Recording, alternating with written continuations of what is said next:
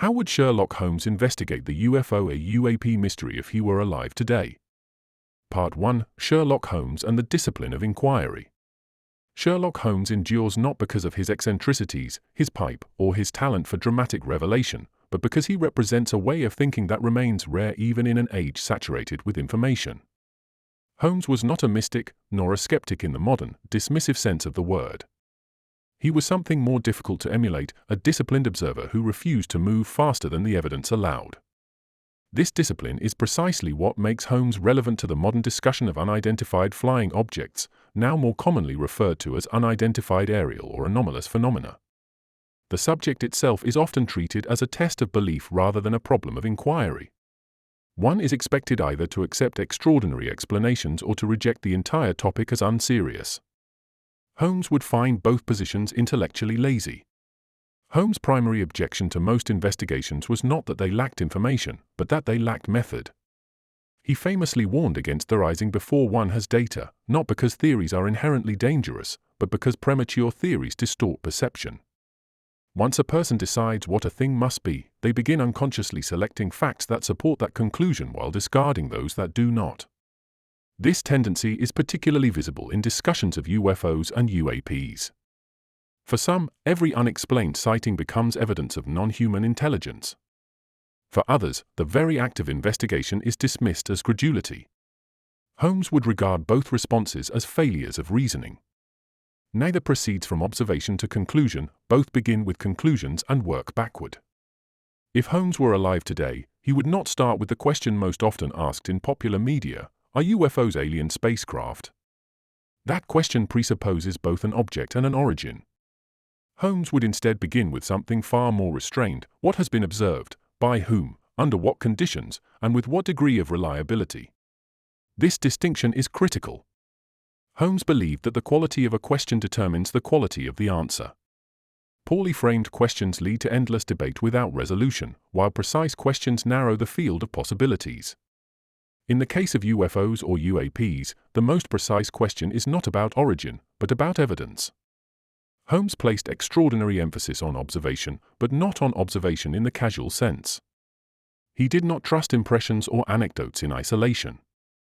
He trusted patterns, corroboration, and consistency. A single witness could be mistaken.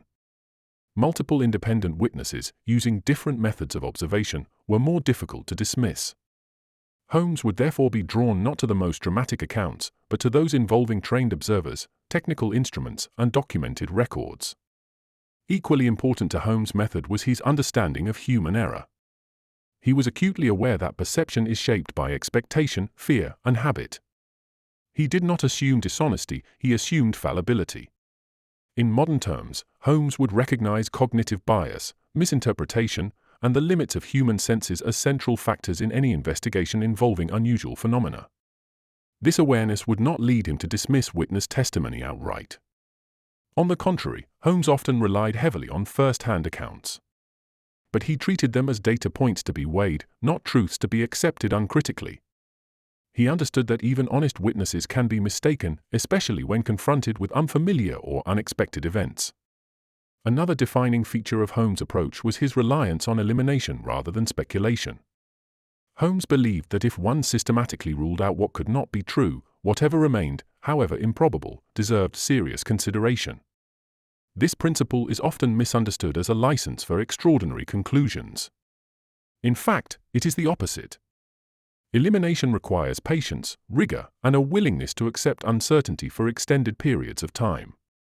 In the context of UFO or UAP investigations, elimination would require careful consideration of known aircraft, atmospheric phenomena, sensor limitations, and human factors. Holmes would insist that each ordinary explanation be tested thoroughly before moving on. But he would also insist that failed explanations be acknowledged honestly, rather than endlessly recycled out of convenience. What Holmes would not do is confuse absence of explanation with proof of mystery.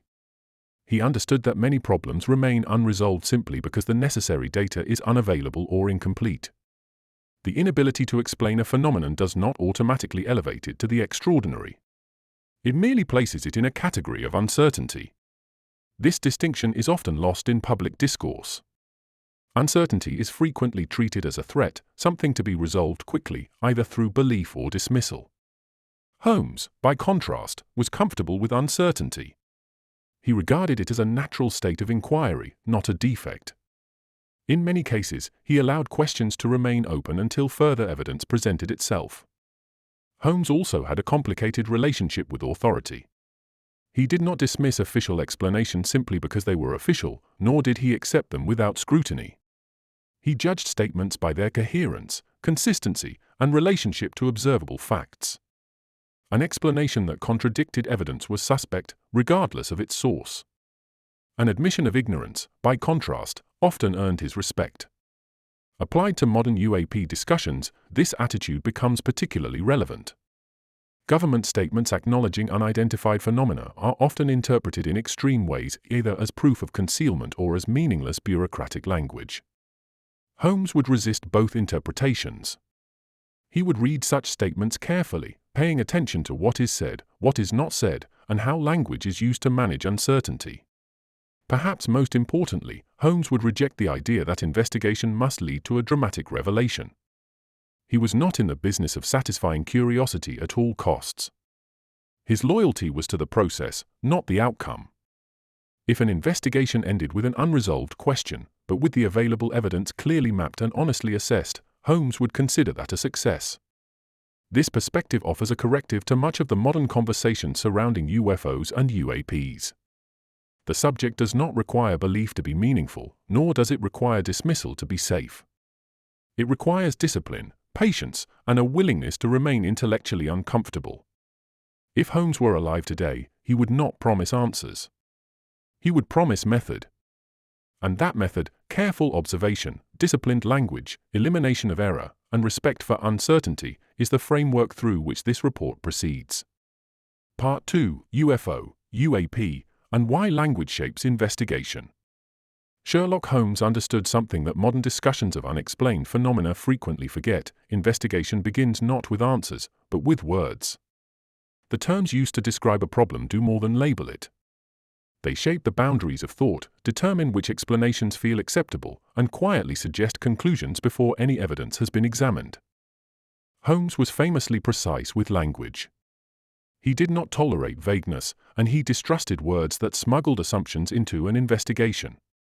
When faced with a mystery, his first task was often to strip it of misleading terminology, replacing emotionally charged or imprecise language with neutral descriptions. Only then, he believed, could observation proceed without distortion. This insistence on linguistic discipline is especially relevant to the modern UFO and UAP discussion, where terminology has become both culturally loaded and politically sensitive. For much of the 20th century, the dominant term was UFO, unidentified flying object. At its most literal level, the term is straightforward. It refers to any object observed in the sky that cannot be identified by the observer at the time of sighting. It does not specify origin, purpose, or composition. In theory, the term is neutral. In practice, it has never been neutral. Over decades of popular culture, the term UFO became inseparable from a specific set of assumptions: extraterrestrial spacecraft, advanced alien technology, government cover-ups, and often a tone of either wonder or fear. These associations were not created by scientific investigation, but by films, books, and speculative media. As a result, the word itself began to function less as a description and more as a conclusion. Holmes would have objected immediately. To him, a word that carries unexamined implications is not a tool, but an obstacle. Once a phenomenon is labeled a flying object, the mind begins searching for mechanical explanations, even if the observation does not support that assumption. Once it is labeled a craft, intent is implied. Once it is labeled alien, inquiry is effectively over. This linguistic drift helps explain why, in recent years, official and scientific communities have increasingly adopted a different term, UAP, or unidentified aerial phenomena.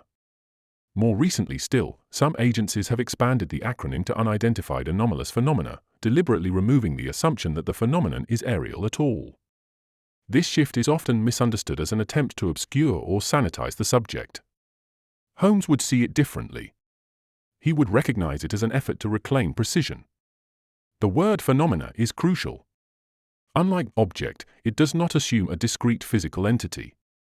A phenomenon may be atmospheric, electromagnetic, instrumental, psychological, or a combination of factors. It may involve misperception, sensor limitations, or environmental conditions not yet fully understood. By using the term phenomena, investigators acknowledge uncertainty rather than disguise it. Holmes valued this kind of honesty. He believed that admitting ignorance was not a weakness, but a necessary starting point. In his investigations, he often criticized those who clung to tidy explanations simply to avoid the discomfort of not knowing. The addition of the word anomalous serves a similar purpose. It does not suggest something supernatural or extraordinary. It simply indicates deviation from expectation. An anomaly is something that does not fit an established pattern. Whether that pattern is incomplete, outdated, or misunderstood remains an open question. Holmes would insist that this openness be preserved. He would caution against turning anomalies into narratives. An anomaly is a signal, not a story. It tells the investigator where existing models fail, but it does not explain why. Another important feature of the shift from UFO to UAP is what it removes. The word flying implies movement through the air, governed by aerodynamic principles. Yet many reported UAPs do not behave like conventional aircraft. Some appear stationary. Others move erratically or transition between air and water. Still others are detected only on instruments, without visual confirmation. Holmes would note that forcing all such observations into the category of flying objects risks misclassification. Misclassification, in turn, leads to flawed analysis. A phenomenon that is not an object cannot be understood as one. This concern extends beyond semantics into methodology. Holmes understood that classification precedes explanation. Before one can ask why something behaves a certain way, one must first determine what kind of thing it is, or whether it is a thing at all. In the absence of sufficient data, premature classification becomes a form of speculation. Modern UAP investigations attempt, imperfectly, to address this by separating description from interpretation. Reports often focus on observable characteristics, speed, altitude, duration, sensor type, and environmental conditions. Conclusions, when offered, are cautious and provisional. This approach aligns closely with Holmes' own habits. Yet public discourse often ignores this discipline. Media coverage tends to collapse the distinction between unidentified and unexplained. An object that remains unidentified after initial investigation is frequently treated as inherently mysterious, as though the lack of an immediate explanation implies something extraordinary. Holmes would reject this leap. He knew that identification is often limited by time, data quality, and available reference points. An unidentified phenomenon may later be explained as new information emerges. Conversely, it may remain unidentified indefinitely without ever becoming inexplicable in principle. This distinction matters because it preserves intellectual humility. Holmes prized humility not as a moral virtue, but as a practical necessity. Overconfidence, he believed, was the enemy of accuracy. The investigator who assumes too much closes off avenues of inquiry. Language also influences emotional response. The term UFO evokes excitement, fear, or ridicule, depending on the audience. UAP, by contrast, is intentionally dull. It lacks drama. Holmes would approve of this dullness. He believed that emotional neutrality was essential to clear thinking. The less a term provokes, the more effectively it can be examined. It is worth noting that Holmes was not opposed to bold conclusions when the evidence warranted them. His restraint did not stem from timidity, but from respect for process. He understood that extraordinary conclusions require extraordinary care, not extraordinary enthusiasm. In this report, the terms UFO and UAP will be used deliberately and sparingly. They will function as placeholders for uncertainty, not as shorthand for speculation. When a phenomenon is described, it will be described in terms of what was observed, recorded, or measured, not what it is presumed to be. This approach may feel unsatisfying to those seeking definitive answers. Holmes would not be troubled by that. He knew that the purpose of investigation is not to comfort, but to clarify. By disciplining our language, we discipline our thinking. By resisting the urge to name what we do not yet understand, we preserve the possibility of understanding it later. Only after this linguistic groundwork is laid can Holmes' method be applied to specific cases. And only then can the evidence speak for itself, unburdened by the weight of premature conclusions. Part 3. Choosing the cases, why restraint matters. One of Sherlock Holmes' least appreciated qualities was his restraint. Despite his reputation for brilliance, Holmes did not attempt to investigate everything. He selected his cases carefully, guided not by spectacle or novelty, but by the quality of the evidence available. To Holmes, a case crowded with rumors and contradictions was far less useful than one supported by a small number of reliable observations. If Holmes were alive today and confronted with the modern UFO or UAP landscape, he would immediately face a problem of abundance. Thousands of sightings, reports, videos, and testimonies circulate online, ranging from sincere eyewitness accounts to deliberate hoaxes. The sheer volume of material creates the illusion of richness, but Holmes would recognize it as a potential trap. Quantity, he knew, often disguises weakness. Holmes would therefore begin by narrowing the field. He would ask not which cases are the most dramatic, but which are the most informative. Informative cases share certain characteristics: they involve trained observers, they are documented by multiple independent sources, and they include some form of instrumental data.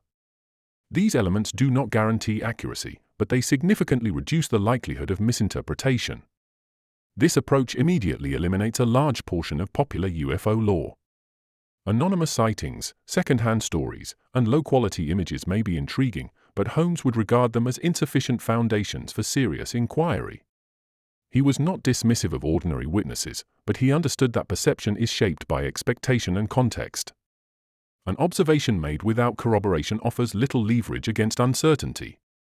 Instead, Holmes would gravitate toward cases involving professionals whose daily work requires accurate observation under demanding conditions. Military pilots, radar operators, and air traffic controllers fall into this category. Their training does not make them infallible, but it does make their errors more predictable and therefore more analyzable. Holmes valued predictable error over unpredictable testimony. Equally important is the presence of instruments. Holmes lived in an era before modern sensors, yet he consistently sought physical traces, footprints, fibers, chemical residues. In the modern context, radar data, infrared imaging, and telemetry serve a similar function. They provide a second line of evidence that can either support or challenge human perception. However, Holmes would also be cautious not to overestimate instruments. He understood that tools are designed with assumptions built into them. Instruments detect what they are designed to detect and sometimes misinterpret what they encounter. Holmes would therefore treat sensor data not as definitive proof, but as another witness, one that must be questioned carefully. This leads to a crucial aspect of Holmes' method: convergence. A case becomes compelling not because any single piece of evidence is extraordinary, but because multiple independent sources point in the same direction. A trained pilot observes something unusual. Radar confirms an anomalous track. Infrared imaging detects an unexpected heat signature. None of these alone demands extraordinary explanation. Together, they create a problem that cannot be dismissed casually. Holmes would favor cases where such convergence exists. He would also favor cases where documentation persists over time, rather than emerging suddenly and disappearing. A report that survives scrutiny, review, and institutional record-keeping is more valuable than one that circulates briefly before fading into rumor.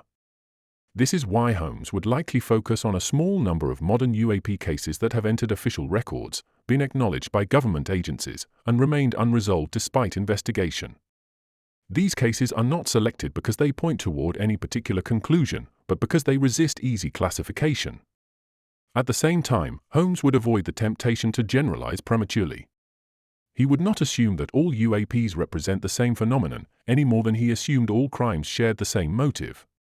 Each case, he believed, must stand on its own. Patterns may emerge later, but they cannot be imposed in advance. This caution is especially relevant to UFO discourse, where disparate sightings are often grouped together under a single narrative. Holmes would regard this as a methodological error. A misidentified aircraft and a genuine anomaly may share superficial similarities, but treating them as equivalent obscures more than it reveals. Another criterion Holmes would apply is temporal proximity. He was attentive to cases where multiple incidents occurred within a narrow time frame and geographic area. Such clustering suggests either a shared cause or a shared set of conditions.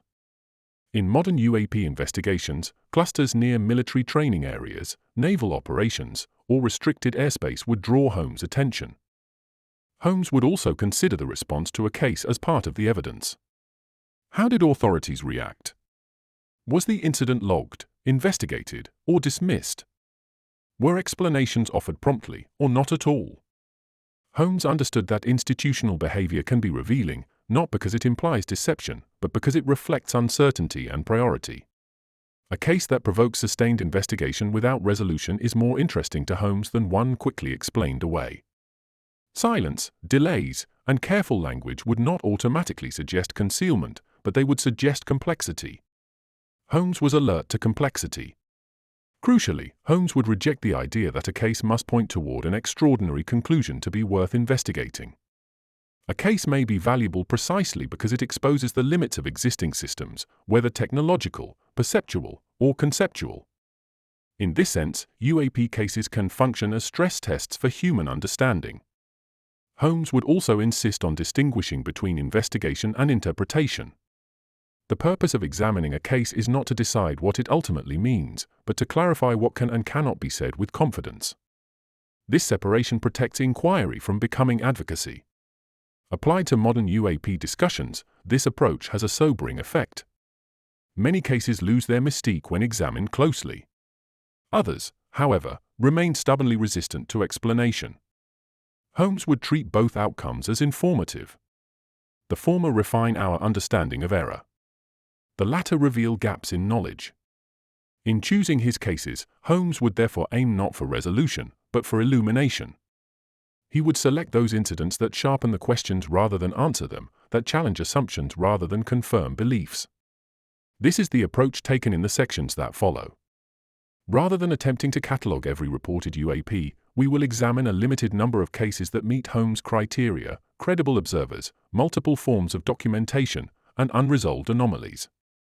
These cases are not presented as proof of any extraordinary claim, but as exercises in disciplined inquiry. In doing so, we follow Holmes' example, not chasing mystery, but allowing it to emerge where explanation falters. Part 4: Witnesses and Machines: What Holmes Would Trust, and Why.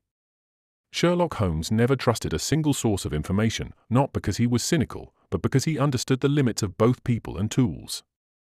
Witnesses could lie, misunderstand, or exaggerate. Instruments could malfunction, misread, or reflect flawed assumptions. Truth, Holmes believed, emerged only when multiple imperfect sources converged in ways that could not easily be explained away. In the modern investigation of UFOs, now more precisely labeled unidentified aerial phenomena, or UAPs, this balance between human testimony and machine data becomes central. Holmes would approach both with equal interest and equal skepticism. Let us begin with witnesses. Holmes valued trained observers not because they were immune to error, but because their errors followed patterns. A person accustomed to observing aircraft, weather systems, or tactical environments is less likely to confuse Venus for a hovering object or a balloon for a maneuvering craft. When such an observer reports something anomalous, Holmes would not accept the report as fact, but he would take it seriously. Modern UAP cases often involve military pilots, radar operators, and air traffic controllers. These individuals spend thousands of hours interpreting visual cues under pressure. Holmes would note this immediately. He would also note the conditions, time of day, weather, speed, altitude, stress, and expectations. Context mattered to him as much as content. Yet Holmes would never assume that training eliminates misperception. In fact, he would likely argue the opposite, that expertise can sometimes blind an observer to unfamiliar phenomena. A pilot trained to identify conventional aircraft may struggle when confronted with something that does not behave according to known aerodynamic principles. Holmes would see this not as a weakness, but as a clue. The human brain is a pattern recognition engine. It seeks familiar explanations even when none quite fit. Holmes understood this intimately. Many of his cases turned on the fact that witnesses interpreted what they saw through the lens of what they expected to see. A strange sound became a ghost, a shadow became a criminal. Holmes would therefore analyze witness testimony not just for what it reports, but for how it reports it. Hesitation, correction, uncertainty, these were not flaws but features. A witness who admits confusion is often more reliable than one who claims certainty. Holmes prized uncertainty because it suggested honesty. But Holmes would never rely on witnesses alone. This is where machines enter the picture. Modern UAP investigations frequently involve radar systems, infrared sensors, and tracking data. To many, this represents a leap forward, finally, objective evidence. Holmes would welcome these tools, but he would also interrogate them relentlessly. Instruments do not observe reality directly. They detect signals and translate them into representations based on predefined parameters. Radar detects reflections of electromagnetic waves. Infrared sensors detect heat differentials. Each system has limitations, blind spots, and failure modes. Holmes would ask, what was this instrument designed to detect? Under what conditions does it fail? How often does it generate false positives? These questions are not accusations, they are necessities. He would also be keenly aware that instruments can mislead in systematic ways. A radar glitch is not random, it follows the logic of the system. Holmes would look for consistency across platforms. If one radar system detects an object but another does not, the discrepancy matters.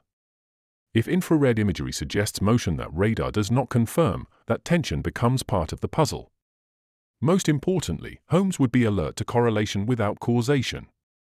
Two signals appearing together do not necessarily indicate a single object. Atmospheric phenomena, electronic interference, or sensor fusion artifacts can create the illusion of something solid and maneuvering when no such object exists. And yet, Holmes would not dismiss machine data simply because it is imperfect. He would be especially intrigued when human observers and instruments independently report the same anomaly. When a pilot sees an object perform an unexpected maneuver, and radar simultaneously tracks an unexplained movement at the same location, Holmes would lean forward. Not because the case is solved, but because the odds of coincidence narrow. This convergence is rare, and that rarity gives it weight. Holmes would also examine duration. Brief anomalies are easier to dismiss than sustained observations. A radar contact lasting seconds may be noise, one persisting for minutes or longer demands explanation. Holmes believed time was an ally of truth. Another factor Holmes would consider is institutional reaction. How did authorities respond to the data? Was it archived, analyzed, classified, or ignored? Holmes understood bureaucracy well enough to know that systems tend to resolve ambiguity by minimizing it. When ambiguity persists despite institutional pressure to eliminate it, something unusual may be at work. But Holmes would also guard against one of the most common errors in UAP discourse, assuming that unresolved means extraordinary. Unresolved often means insufficient data, conflicting interpretations, or technical limitations. Holmes was comfortable with not knowing. He believed that mystery was not an invitation to speculate, but a reason to investigate more carefully. Holmes would also insist on separating anomaly from agency. An object behaving in an unexpected way does not automatically imply intelligence or intent. Weather systems can behave unpredictably. Electronic warfare tests can produce unfamiliar signatures. Holmes would catalogue possible explanations exhaustively before entertaining extraordinary ones.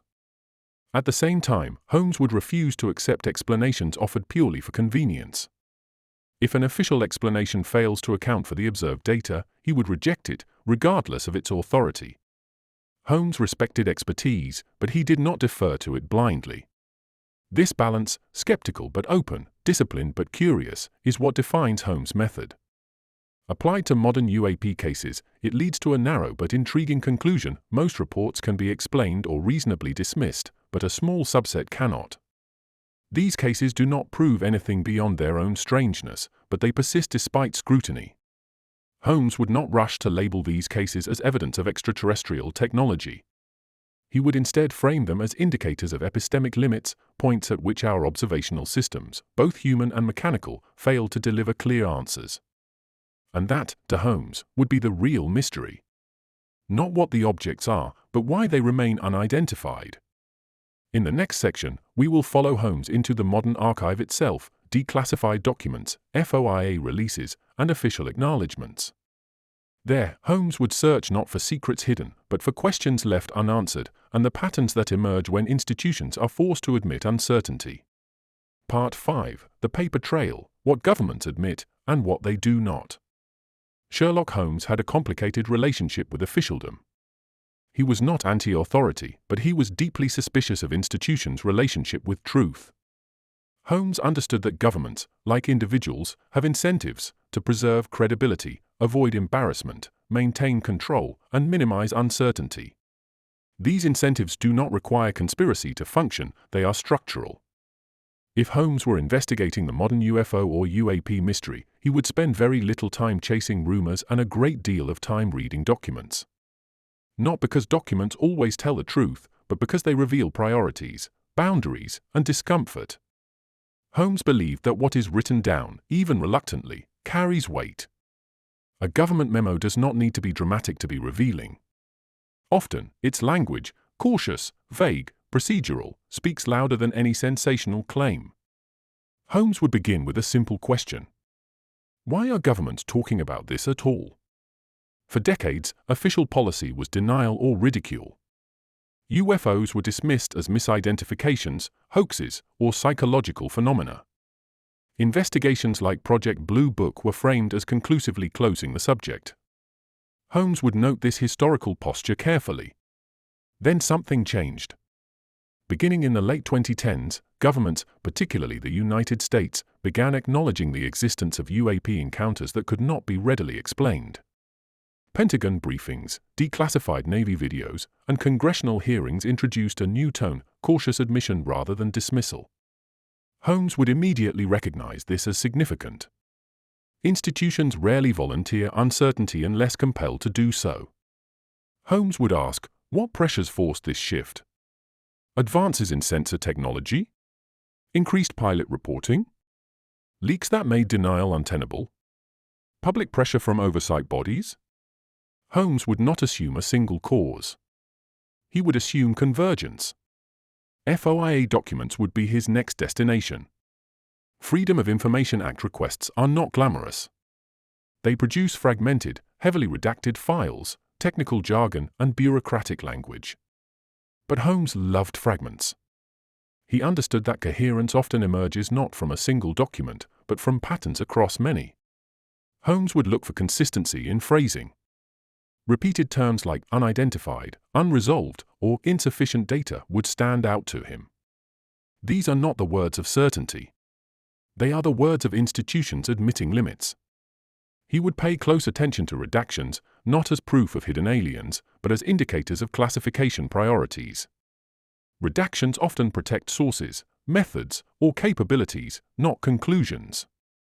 Holmes would caution against assuming that blacked-out text hides extraordinary truths. More often, it hides mundane but sensitive details. Yet even mundane sensitivity can be revealing. If sensor capabilities are classified, that implies advanced detection systems. If detection systems exist, then unidentified phenomena detected by them carry a different weight than casual sightings. Holmes would note this distinction carefully. He would also observe what governments are willing to say publicly versus what they say internally. Public-facing reports often emphasize ambiguity, while internal memos may be more candid about uncertainty or concern. Holmes would compare tones, not just content. Another key question Holmes would ask is whether governments claim ignorance or resolution. In many modern UAP reports, the conclusion is neither explanation nor dismissal, but something far more unusual, unresolved. Holmes would linger here. Bureaucracies dislike unresolved issues. They prefer closure, even if that closure is imperfect. When a government says, in effect, we don't know, Holmes listens. He would also examine timelines. How long were certain incidents investigated? How many agencies were involved? Were cases handed off, renamed, or quietly archived? Holmes knew that persistence within a system often signals discomfort. Equally important to Holmes would be what governments explicitly rule out. In several official assessments, agencies state that there is no evidence that UAPs are foreign adversary technology, while simultaneously stating that they cannot identify what they are. Holmes would find this phrasing precise and deliberate. Ruling something out without ruling something in is not reassurance, it is containment. Holmes would also resist a common misinterpretation that acknowledgement equals disclosure. Admitting that something is unidentified does not mean revealing its nature. Holmes would remind us that transparency is often partial, strategic, and incremental. He would also caution against reading intent into silence. The absence of a statement does not imply a hidden agenda. Sometimes, silence simply reflects uncertainty that institutions are uncomfortable articulating. Holmes would then step back and assess the broader pattern. Across decades and countries, governments have repeatedly encountered aerial phenomena they cannot easily explain. The explanations change. The terminology changes. The confidence fluctuates. But the phenomenon, the persistence of unidentified cases, remains. Holmes would resist the urge to leap from persistence to conclusion. Instead, he would ask a subtler question. What does this persistence tell us about the limits of our systems? Modern airspace is densely monitored. Sensors overlap. Data streams multiply. Paradoxically, this complexity may increase the number of anomalies detected. Holmes would consider the possibility that UAPs are not increasing in frequency, but in visibility. He would also consider institutional fragmentation. Different agencies operate different sensors, with different mandates and classifications. Data silos can prevent holistic analysis. Holmes encountered similar issues in Victorian London, where jurisdictional boundaries obscured patterns. Holmes would not accuse governments of deception without evidence. He would instead accuse them of caution, self-protection, and structural inertia. These traits do not require malice. They require bureaucracy. Most importantly, Holmes would resist framing government acknowledgement as validation of extraordinary claims. He would insist that the document support one conclusion only. There exist observations that remain unidentified despite serious investigation. Nothing more and nothing less. For Holmes, that would be enough to justify continued inquiry, but not speculation. He would argue that the most honest position is one of disciplined uncertainty. In this sense, the paper trail does not reveal secrets, it reveals boundaries. It shows us where knowledge ends and inference begins. And Holmes would stop precisely at that boundary. Part 6, Elimination, not explanation, how Holmes would handle theories. Sherlock Holmes famously warned against theorizing before one has data.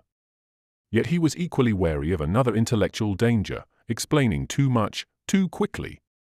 For Holmes, the goal of investigation was not to arrive at a dramatic answer, but to narrow the field of possibilities with relentless discipline. If Holmes were alive today, he would approach the UFO or UAP mystery not by asking what it is, but by asking what it cannot reasonably be. Elimination, not explanation, was his preferred tool. Holmes would begin by acknowledging an uncomfortable truth: most unidentified phenomena eventually turn out to be ordinary. Misidentified aircraft, atmospheric effects, sensor artifacts, balloons, drones, birds, astronomical bodies, all account for a vast majority of sightings. Holmes would insist on stating this plainly, not to dismiss the subject, but to clear the ground of noise. This step is essential. Without it, every anomaly appears significant. Holmes believed significance must be earned. He would therefore examine conventional explanations first and in detail. Take advanced aircraft technology. Holmes would recognize that military research programs operate under secrecy and that test platforms may behave in unfamiliar ways. He would note that history is filled with examples: stealth aircraft, high-altitude reconnaissance planes, mistaken for something extraordinary before being revealed years later. However, Holmes would also insist on specificity. A vague reference to black projects is not an explanation. It is a placeholder. Holmes would ask, which nation, which era, which capabilities? Do the reported maneuvers align with known physics? Do timelines and locations make sense? When a hypothesis explains some details but contradicts others, Holmes would mark it as incomplete, not sufficient. Next, Holmes would examine atmospheric and natural phenomena. Temperature inversions, plasma effects, ball lightning, ice crystals, and electromagnetic interference can all produce strange visual and sensor readings. Holmes would welcome these possibilities, not resist them. But again, he would demand rigor. If an atmospheric explanation is proposed, it must account for motion, duration, altitude, and sensor correlation. Holmes was not impressed by explanations that relied on rarity alone. Unusual but possibles was not enough for him, it had to be probable under the reported conditions. Psychological explanations would also enter Holmes' analyses. Stress, expectation, perceptual error, and group reinforcement can shape how events are remembered and reported. Holmes would not treat this as an insult to witnesses. He understood that human perception is fallible even at its best. Yet Holmes would draw a clear line: psychological factors may explain interpretation, but they do not explain independent sensor data. When radar, infrared, and visual observation align, the scope of psychological explanation narrows significantly. This narrowing process would interest Holmes deeply. He would also examine technological artifacts, glitches, spoofing, data fusion errors. Modern sensor systems are complex and layered. Holmes would recognize that complexity increases the chance of misinterpretation. A false track on one system can propagate across others, creating the illusion of a single object. Holmes would not assume incompetence. He would assume complexity. But, and this is critical, Holmes would not allow complexity to become a universal excuse. If a system consistently produces unexplained results under specific conditions, Holmes would see that as a design or interpretive problem worth investigating, not dismissing. At this stage, many investigators make a leap. Having eliminated several conventional explanations, they rush toward extraordinary ones. Holmes would refuse this step. He would remind us that elimination does not automatically imply a preferred alternative. It only reduces the field. Holmes would be particularly cautious about the extraterrestrial hypothesis. Not because he found it absurd, but because he found it premature. The existence of unidentified phenomena does not logically require non-human intelligence as an explanation. Holmes would note that this hypothesis introduces more unknowns than it resolves. Where did such entities come from?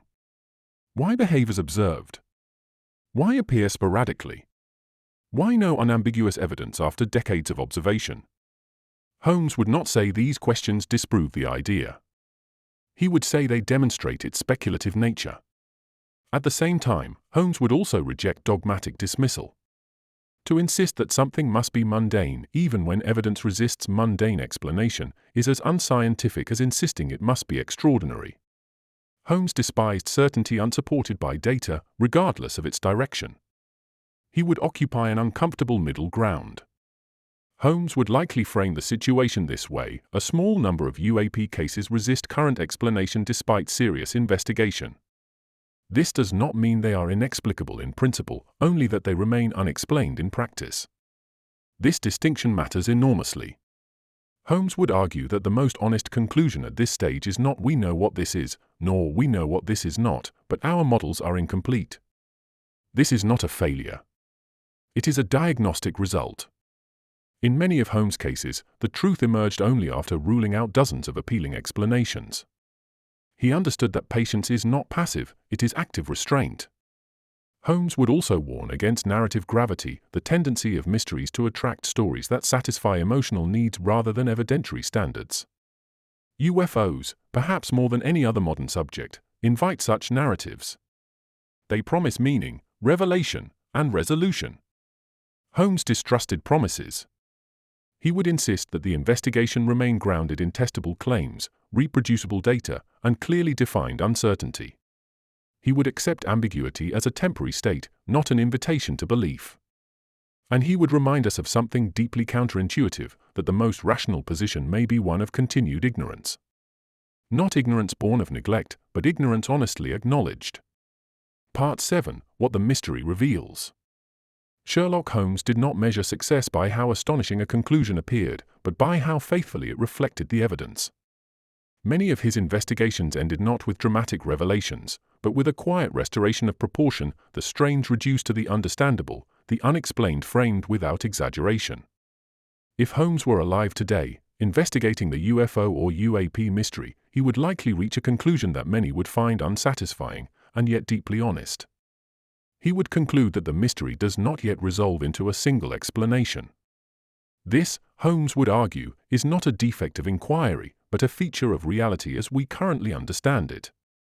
After careful examination of eyewitness testimony, sensor data, official documents, and elimination of conventional explanations, Holmes would say only this with confidence: there exists a small but persistent set of aerial phenomena that remain unidentified despite serious, competent investigation. Nothing more.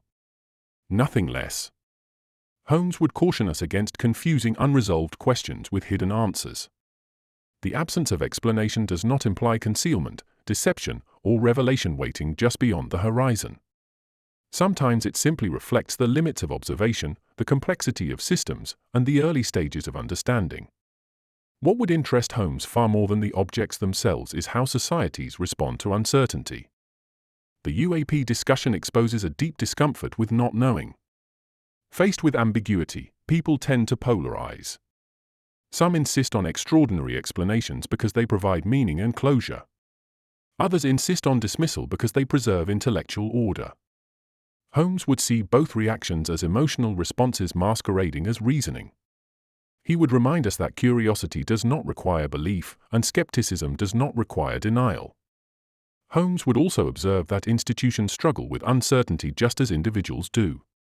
Governments are built to manage risk, not mystery. When confronted with anomalies that resist categorization, they often respond with cautious language, partial transparency, and procedural containment. Holmes would not interpret this as evidence of conspiracy, but as a predictable institutional reflex. In this sense, the paper trail surrounding UAPs does not reveal secrets so much as it reveals boundaries, where official knowledge ends and unanswered questions begin. Holmes would find this boundary fascinating. He would argue that the true value of the UAP mystery lies not in what it may one day prove to be, but in what it already demonstrates, that even in an age of advanced sensors, global surveillance, and data saturation, reality still surprises us. This should not frighten us. It should humble us. Holmes believed that intellectual humility was the beginning of wisdom. He distrusted grand theories that promised final answers, and he admired investigations that clarified uncertainty without inflating it. If he were alive today, Holmes would likely advocate for continued study, quiet, methodical, and free from spectacle. He would urge better data integration, improved sensor analysis, and a cultural shift that allows trained observers to report anomalies without stigma. He would also warn against allowing the mystery to become a mirror for our fears or hopes. The danger is not that we do not yet understand these phenomena, but that we might force them into narratives they do not support. In one of his most famous observations, Holmes noted that when the impossible has been eliminated, whatever remains, however improbable, must be the truth. But he also understood that the impossible is often defined too narrowly, and that patience is required before elimination can be trusted. Applied here, Holmes would say that we are not yet at the stage of final elimination. We are still gathering, refining, and learning how to ask better questions. And perhaps that is the most Holmesian conclusion of all. The UAP mystery, investigated honestly, does not point decisively toward visitors from elsewhere, nor does it collapse neatly into error and illusion. It occupies an uncomfortable middle ground, one that demands discipline, restraint, and a tolerance for ambiguity. Holmes would be at home there. He would close his notebook, not because the case is solved, but because it is properly framed. And he would leave us with a final reminder, as relevant now as it was in Victorian London. It is a capital mistake to assume more than the evidence warrants. Until the evidence warrants more, the mystery remains, not as a threat, not as a revelation, but as an invitation to think carefully, observe honestly, and remain open without surrendering reason. That, Holmes would say, is how one investigates the unknown.